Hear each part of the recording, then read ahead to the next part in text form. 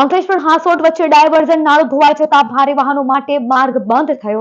અંકલેશ્વરમાં પહેલા વરસાદે જ તંત્રની લોલમલોલ કામગીરી સામે આવી છે. અંકલેશ્વર હાંસોટ વચ્ચે કડકિયા કોલેજ ખાતે માત્ર 2.5 ઇંચ વરસેલા વરસાદમાં નાળાનું ધોવાણ થયું છે.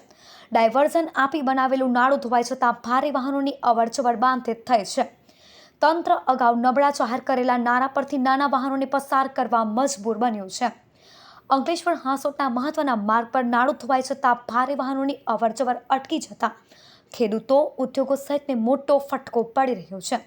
તંત્ર દ્વારા ડાયવર્ઝન આપી ઊભા કરાયેલા નાળાની કામગીરી સામે પણ અનેક સવાલો ઊભા થયા છે. ત્યારે વાહન ચાલકોની તકલીફોનો પાર રહ્યો નથી. આ પુલ ખોટું જ તોડવામાં આવેલું છે, હજુ ચાલતો કઈ થતો નથી. આ ઇન્થી જૂનો પુલ છે તે ચાલે છે. આ લોકોને હેરાન ગતિ છે બધી. તંત્રને શું કહેશો? તંત્ર તોડ્યું ખોટું.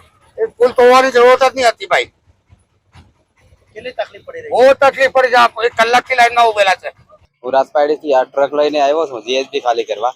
રસ્તો બંધ છે, આ ધોવાઈ ગયેલો છે એટલે અહીં ઉભો રહ્યો છું. તંત્રને શું કહેશો? જે રીતે રસ્તાની કામગીરીમાં ઉબાચારી થઈ છે, કેટલું વહેલું કામ થવું જોઈએ? હવે સર એ લોકો કંઈક કરશે. હવે એટલે શું છે કે હવે કામ અત્યારે કરે, હવે ટાઈમ જોઈને કરવું પડે કમસે કમ. હા, આપણે ડિકાઈટીસ કરતા ટાઈમે કામ કરતા મુસીબત વેઠી જ પડે ને આપણે.